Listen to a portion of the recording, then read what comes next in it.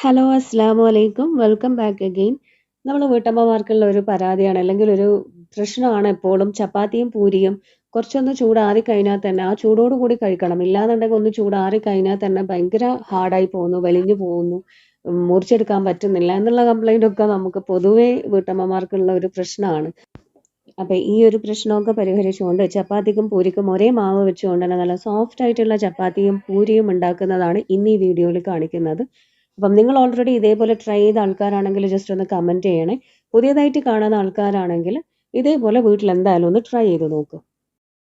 അപ്പോൾ ഇതിനായിട്ട് ഞാനിപ്പോൾ ഒരു മിക്സിൻ്റെ ജാറിലേക്ക് അരക്കപ്പ് ചോറ് ചേർത്ത് കൊടുക്കുന്നുണ്ട്. ആവശ്യത്തിനുള്ള ഉപ്പും ചേർത്തിട്ട് വെള്ളം ഒഴിക്കാതെ ഇതൊന്ന് നന്നായിട്ട് അരച്ച് പേസ്റ്റ് ആക്കി എടുക്കണം. നല്ല പേസ്റ്റായി വരണം, തരിതരിപ്പൊന്നും പാടില്ല. നന്നായിട്ട് പേസ്റ്റാക്കി അരച്ചെടുക്കാൻ പറ്റും. അങ്ങനെ അരച്ചെടുത്ത ചോറിലേക്ക് ഞാനിപ്പം ഒരു കപ്പ് മൈദ കുറച്ചായിട്ട് ചേർത്ത് കൊടുത്തിട്ട് ഒന്ന് പൾസ് ചെയ്തെടുക്കുന്നുണ്ട്. മൈദയോ ഗോതമ്പ് പൊടിയോ ആട്ടപ്പൊടിയോ നമ്മൾ ഏതാണോ എടുക്കുന്നത് അത് ഒരു കപ്പ് കുറച്ചായിട്ട് ചേർത്ത് കൊടുക്കുക. ഒരുമിച്ച് ചേർത്ത് കൊടുക്കരുത്. കുറച്ച് ചേർത്ത് കൊടുത്തിട്ട് ഇതൊന്ന് പൾസ് ചെയ്തെടുക്കാം. ഒരുപാടിട്ട് കറക്കരുത്, ഒന്ന് പൾസ് ചെയ്തെടുത്താൽ മതി. കുറച്ചൊന്ന് അരച്ചെടുത്തപ്പം ഞാൻ ഇതിലേക്ക് ഒരു 3 ടേബിൾ സ്പൂൺ ഓയിൽ ഒഴിച്ചു കൊടുക്കുന്നുണ്ട്. സാധാ സൺഫ്ലവർ ഓയിലാണ് ഞാൻ എടുത്തിട്ടുള്ളത്. കുറച്ച് ഒഴിച്ചു കൊടുത്തിട്ട് ഒന്നുകൂടെ ഇത് നന്നായിട്ട് പൾസ് ചെയ്തെടുക്കാം. ഇത്രയും നേരം ഞാൻ ഇതിലേക്ക് വെള്ളമൊന്നും ഒഴിച്ചിട്ടില്ല. വെള്ളം ഒഴിക്കാതെയാണ് ഞാൻ ഈ ചോറിലേക്ക് മൈദപ്പൊടി ചേർത്ത് കൊടുത്തുകൊണ്ടിരുന്നത്. ഇനിയിപ്പം ഒന്ന് അരഞ്ഞ് കിട്ടാൻ, അതായത് ഒരു കുഴഞ്ഞ പരുവത്തിലായിട്ട് നമ്മൾ ആ കുഴച്ചെടുത്ത പോലെ തന്നെ കിട്ടണ്ടേ, അതിന് വേണ്ടിയിട്ട് ഒരു 2 ടേബിൾ സ്പൂൺ മാത്രം വെള്ളം ഒഴിച്ചിട്ട് ഒന്നുകൂടെ ഇതൊന്ന് പൾസ് ചെയ്തെടുക്കാം.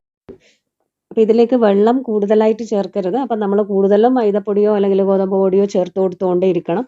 അപ്പം അതൊന്ന് കുഴഞ്ഞു കിട്ടാൻ വേണ്ടി മാത്രം കുറച്ച് വെള്ളം ഒഴിച്ചിട്ട് ഒന്ന് പൾസ് ചെയ്തെടുക്കുക.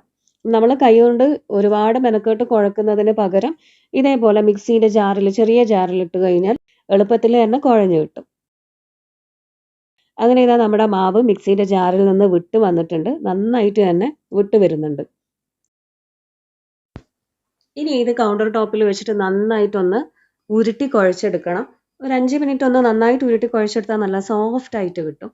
അപ്പോൾ അതൊന്ന് ജസ്റ്റ് ഒന്ന് ചെയ്യാം. ഒന്ന് കയ്യിലും കൗണ്ടർ ടോപ്പിലും കുറച്ചൊന്ന് ഓയിൽ പുരട്ടി കൊടുത്തതിന് ശേഷം ഇതേപോലെ ഉരുട്ടി ഒന്നെടുക്കാം. എന്നിട്ട് ഒരു ബൗളിലേക്ക് ഒരു 5-10 മിനിറ്റ് ഒന്ന് റെസ്റ്റ് ചെയ്യാൻ വെച്ചതിന് ശേഷം നമുക്കിത് വെച്ചിട്ട് ചപ്പാത്തിയോ പൂരിയോ ഉണ്ടാക്കിയെടുക്കാം.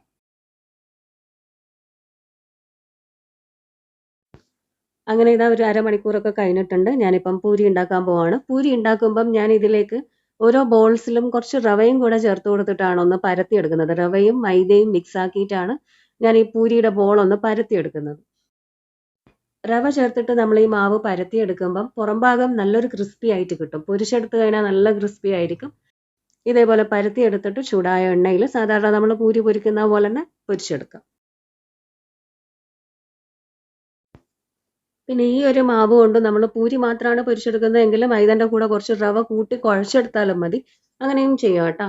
അങ്ങനെ ഇത് ഒരു സൈഡ് നന്നായിട്ട് പൊരിഞ്ഞ് വന്നപ്പം അടുത്ത സൈഡും തിരിച്ചിട്ട് കൊടുത്തിട്ട് നമ്മൾ പൂരി ഇതാ പൊരിച്ചെടുത്തിട്ടുണ്ട്. ഈ പൂരി ഇപ്പം നല്ല സോഫ്റ്റ് ആണ്. പുറം ഭാഗം നമ്മളിപ്പം റവ വെച്ച് പരത്തിയെടുത്തത് കൊണ്ട് ഔട്ടർ ഭാഗം നല്ലൊരു ക്രിസ്പി ആയിട്ട് കിട്ടിയിട്ടുണ്ട്. വെലിഞ്ഞൊന്നും പോവാതെ നന്നായിട്ട് തന്നെ സോഫ്റ്റ് ആയിട്ട് തന്നെ പൂരി മുറിച്ചെടുക്കാൻ പറ്റുന്നുണ്ട്. നമുക്കിത് കറിയും കൂട്ടി സെർവ് ചെയ്യാം. ഇതേപോലെ തന്നെ ഇതേ മാവ് വെച്ചിട്ട് നമുക്ക് ചപ്പാത്തിയും ഉണ്ടാക്കിയെടുക്കാം. കൗണ്ടർ ടോപ്പിൽ ഞാനിപ്പം കുറച്ച് പൊടി വിതറിയിട്ട് അതിലേക്ക് ചപ്പാത്തിക്കുള്ള മാവ് ഇതേപോലെ തന്നെ ഒരു മാവ് സ്ക്വയർ ആയിട്ട് പരത്തിയെടുത്തതാണ്. അത് ഇതേപോലെ പരത്തിയിട്ട് നമുക്ക് സാധാരണ ചപ്പാത്തി ചുട്ടെടുക്കുന്ന പോലെ തന്നെ ചുട്ടെടുക്കാം.